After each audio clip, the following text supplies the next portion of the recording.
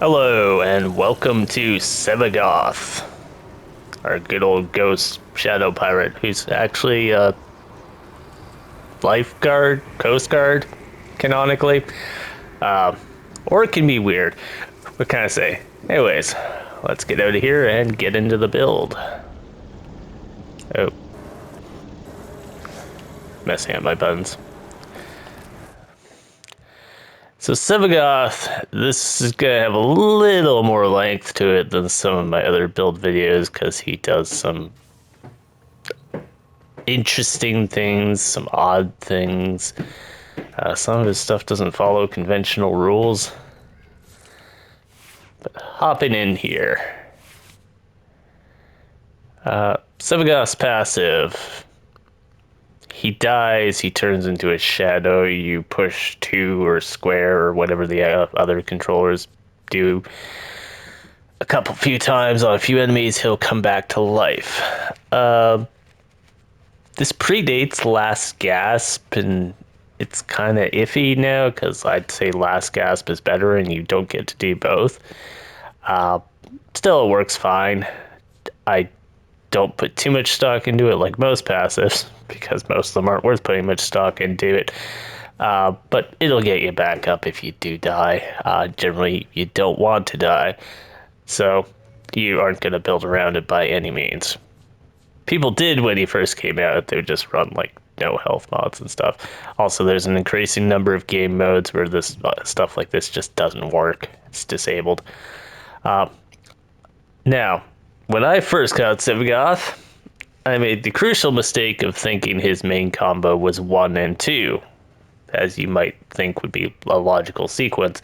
It's actually 2 then 1, so I'm going to cover 2 first, which is so. I run diagnostic regressions. All systems nominal. You don't need to thank me. Thank you, artist. Good to know the ship's not going to explode mid-video. So this grabs some nearby guys in 23 meters for our build here, and primes them, essentially. While they're primed, they will take that damage a second that's listed there. That weird symbol is what's called true damage. True damage is unique in that nothing resists it. It ignores armor. I believe it ignores shields, but don't quote me on that just yet. That said, you generally don't want to wait for that to actually kill over time. That second part, they say, reap what has been sown, is kind of burying the lead significantly. And if you cast Reap, which is the first ability after you cast Sow, they will explode and they deal a percentage of their health as damage. By default, that is 25%. Oh no, that's the fall off. Oh no, it is 25%.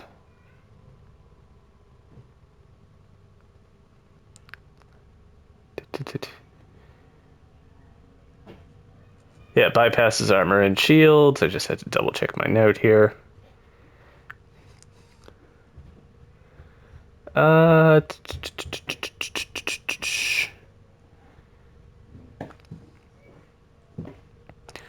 even the wiki, it's more than 25%. I'm pretty sure it scales. The wiki even is a little confusing on Sevagoth. I was just double checking with that. But yeah, you want reap, then you want sow, then you reap. Now, this benefits greatly from a gathering ability. We don't have one. I've got enough range, but because to avoid damage fall off with explosions, you want everyone clumped up tightly together.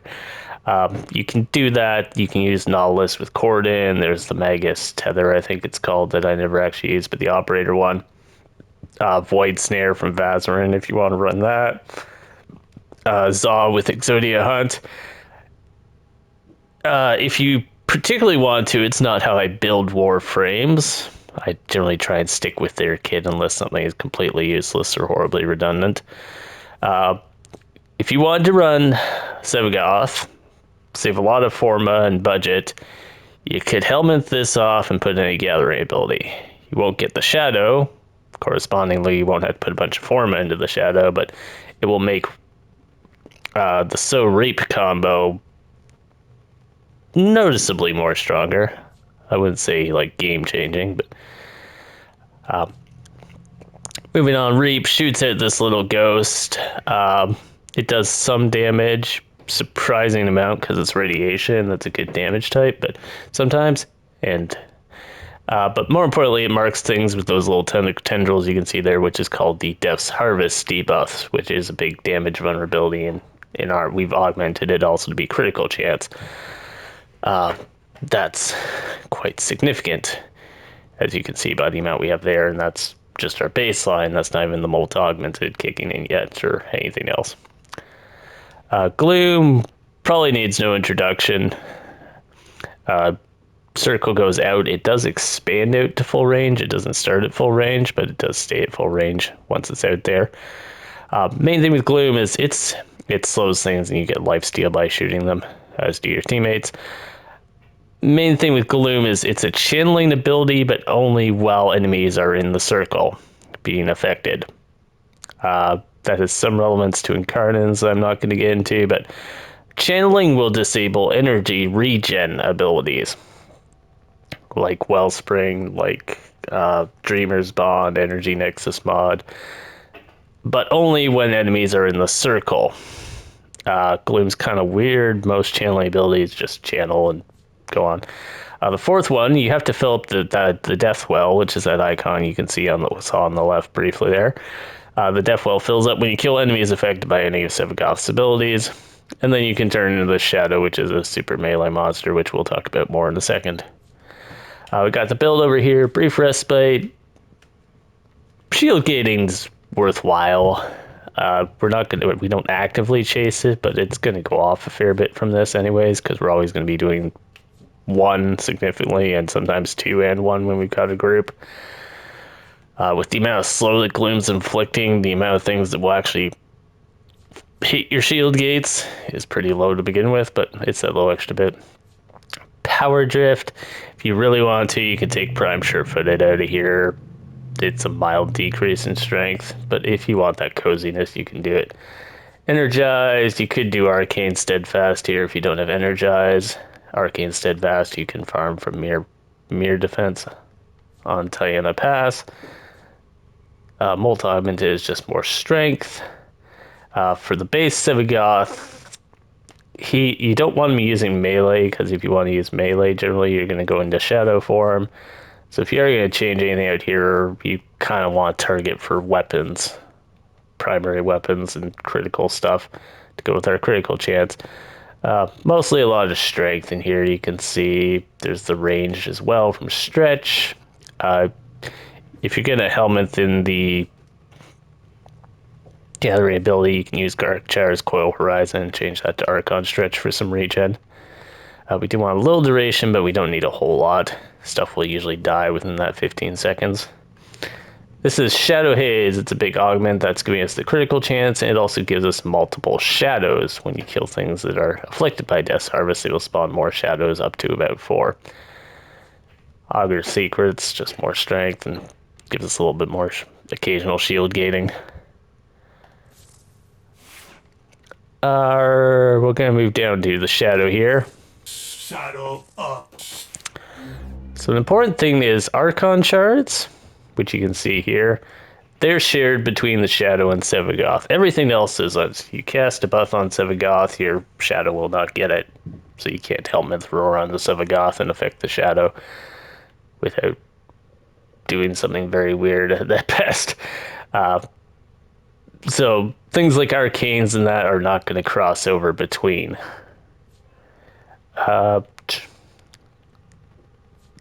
Over here for Archon shards, we got melee critical. That's for the Shadow. You could trade these just for straight power strength if you want more both form utility. Duration, potentially too. If you're going to run transient fortitude, use the duration shards to offset that. Sevagoth is one of the few frames that I do not put a casting speed shard in. Mostly because I was ranking him up and I thought I had a casting speed shard in, and I was like, oh, I don't. I did give him parkour speed though, because that helps his Shadow out with moving around quite quickly, and which it normally has a little trouble with. Himself, he does not, but it also helps him. That's a little ability strength one I threw in there. Don't know if there's too many other options I would potentially recommend. If you wanted to run an electric primary, you could make some arguments for the purple ones, but that's up to you. It's mostly flex. Into the shadow. Alright, so the shadow has its own set of abilities once you transform. The fourth one just takes you back to Sevagoth. Embrace, this is a gathering ability. You could transform into the shadow, do Embrace to pull everything into you, transform back, cast Reap, and Sow. It's a lot of buttons, but it's perfectly doable, and that Reap Sow will usually fill the death well and let you repeat it. It's kind of slow. Embrace is not the fastest gathering ability to start with, and that's extra button presses, you but have foundry items ready. thank you for orders. At your earliest convenience. You can do it. Consume, that's a self-heal that also does a respectable amount of damage. You generally are going to just pop into one guy and heal to your full health. You can use that to move around, but that's why I have the parkour speed shards, is to not have to do that. When you transform into the shadow and Sevagoth is running gloom, your shadow's still in that aura, so it will still have lifesteal from that. So unless your shadow is getting way far away from your original point of exit, not a whole lot of use out of this one. It's one I'd consider helmeting off, except you can't helmet off the shadow. Death's Harvest. This inflicts Death's Harvest. It's that same vulnerability buff. It's also augmented like the Shadow Haze, despite not saying it here. If you kill the enemy afflicted by Death Harvest, it will spawn more Shadow Hazes, which will inflict critical chance and blah, blah, blah. On our guy here, we've got a significant amount of range. You could probably drop Cunning Drift and put in the Prime Sure-Footed if you really want, or other things. Range generally helps with Death's Harvest is the big one. Also with Embrace to just bring the enemies to you as a melee unit. Mostly other than that, we got 3 Umbrals. A lot of survivability into the shadow you can see here. And then we've got just more strength, generally speaking. We can also teleport on heavy attacks because of that, which can also help the shadow get around. We've traded out the Molt Augmented because the shadow won't stack it properly. And we've just gone for Arcane Avenger for more critical chance. Critical chances over on the Shadow Claws. As you can see, they're already quite high critical chance. I'm probably at this point doing a redundant level of critical chance between the Shadow Haze, Arcane Event, and Arcane Avenger, but what have you. Nothing too fancy here. I would probably put something else on this, but I don't have too many of those Tennokai mods. I really got to get on that alchemy farm. Last time I did, I got a mod and then something caused it not to actually give it to me and got disheartened. Anyone wants to give me the Tennokai mods, you'll probably see my name here. Condition Overload, they got respectable status. Sevagoth himself will whip out some status probably before the ghost does even. And we can just slap through this. One thing I will say, the Shadow Claws do not inherit the melee arcanes. Melee exposure used to cross over, but does not appear to cross over anymore. This is a pretty baseline virally slashy crit build. Nothing too special. Centric is just to get our energy cycle going. Once it starts going, we're usually fine there. We have a death cube up here for some energy regen, which comes from this one. It also gets duplex bombs, which makes some more orbs for us as well. Lots of benefits to Sevagoth there. This one is more critical damage, which is because Sevagoth's providing the critical chance. This one should not actually be on here, and I don't know why it is.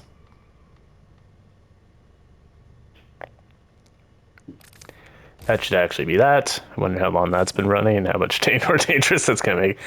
Volcax is one of a couple of options that will actually allow you to power Tenacious Bond properly on a robot. The other one is the Dirge sniper rifle, but I prefer the Volcax. This is nothing fancy. It's basically fire rate and viral, other than the requisite critical chance stuff. Oops. Weapon of choice. So for Sevagoth's weapon, he does very, very good. I'm going to say he does best with hybrid weapons. You might think he'd go for a crit weapon, but something that has modest crit chance, decent crit status, and ideally a good critical multiplier, because he can provide the crit chance. So you really want to fill in the other half of the equation. That's because of the companion mod does that. Always shows that weird way.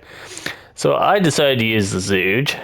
The Zooge is an automatic, Prime is an automatic crossbow. It shoots automatic crossbow bolts. The Zooge Prime, they explode after a short delay.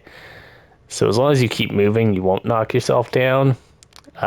That also has a few handful of odd uses. It's very good blowing up the nullifier drone. If you're shooting at a nullifier, the arrow gets stuck in the shield and the bomb will blow up the drone instead. Probably nothing too strange to anyone into Warframe builds here. It's a very basic kind of hunter munitions build, except we don't have viral. Viral was supposed to come from my companion, which wasn't actually equipped with the right mod, so the slashes will also get boosted by the Sevagoth's damage multiplier as well. Riven here, it is what it is. I think you would just probably replace this with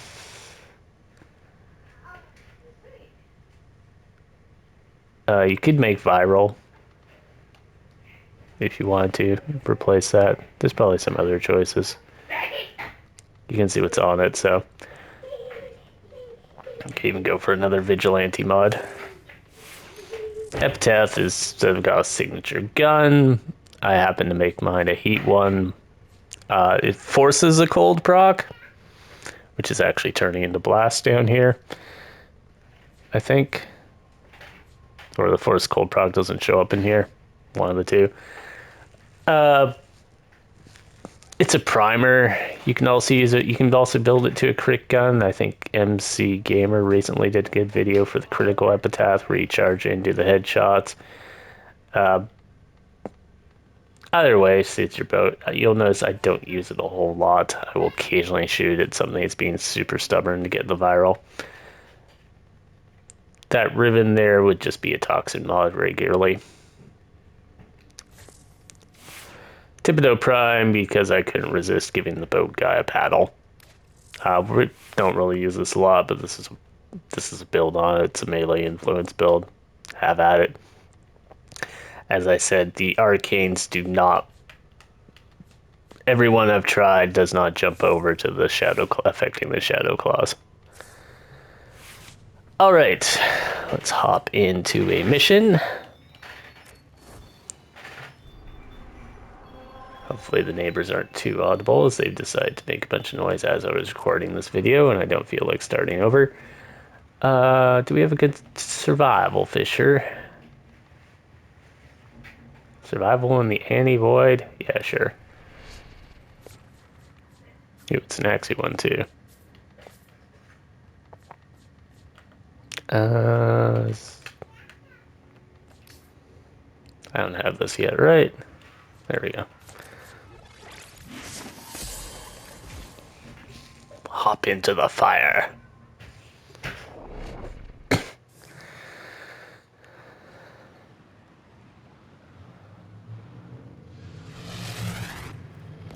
Your weapons make music. Going to get a wellspring off the bat here. Watch out. I'm detecting void fissures nearby. Oh yeah, I'm so used to conjunction survival where there's enemies by the switch.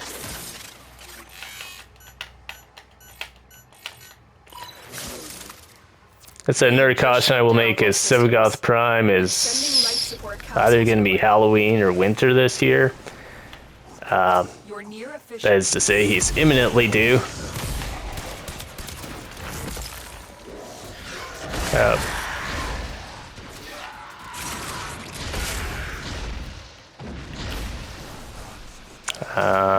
But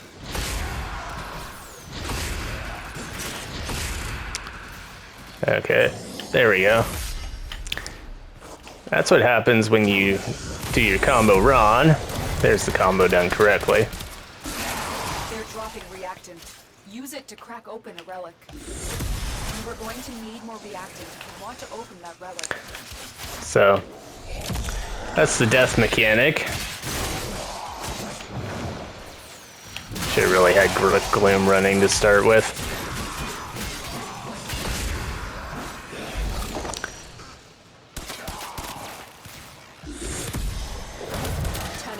Prepare for life support.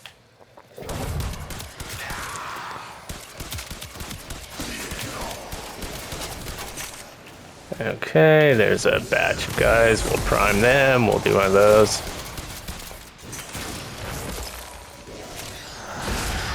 Every time I'm in the void, stuff manages to, you know, actually hurt me. The way I'm not expecting. Anyways, we're back to life. Life support capsule to the area. Activating it will buy you more time. Going to get out of that room.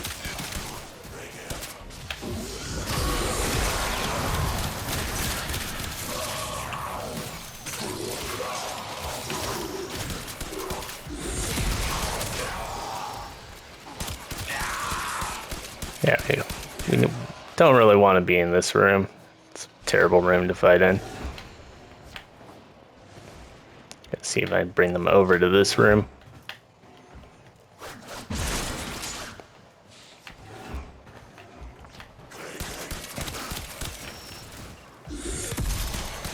But yeah, Phantom Void damage has been a theme before here.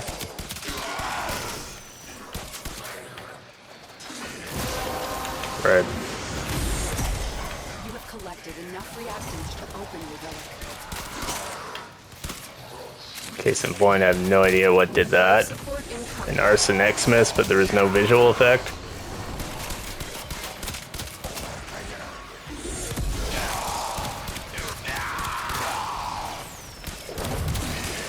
I get some headshots here.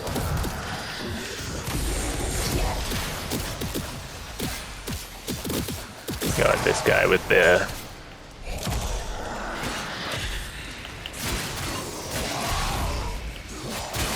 additional life support has arrived.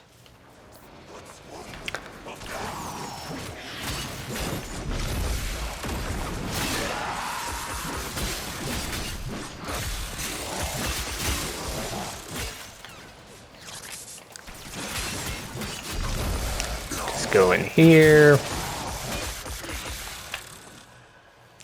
Must have a ghost up here. I saw some damage numbers.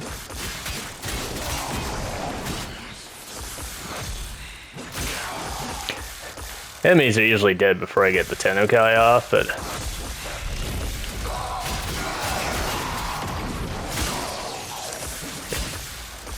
I've seen the Tennokai get over 20 million.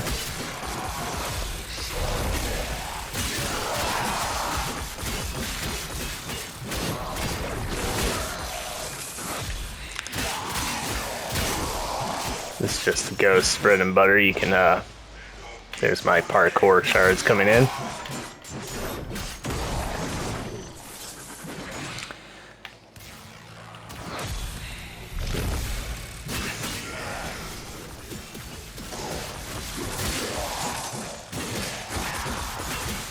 And we're gonna have the acolytes.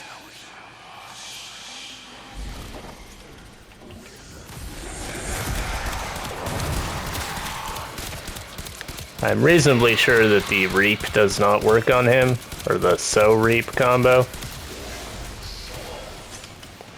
Oh, I hear you behind me. Somewhere.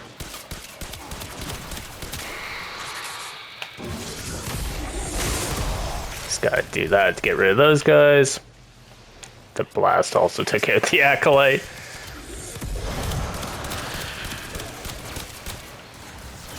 operative has just made their first discovery. Keep up the good work. When you are ready. Alright, and we will make our exit. Thanks for watching the video. If you did, make sure to leave a follow, like, subscribe, that sort of thing. We do not care about Alex Prime. We'll have more. Not sure who's next in the order. Banshee and Excal were the two biggest candidates. And we will see you then. If you follow over on Twitch, you can see some of the streams where we do like steel path wheel spins and stuff with various frames. If you don't want to wait for the actual build videos. Your will was greater. And we will catch you in the next one.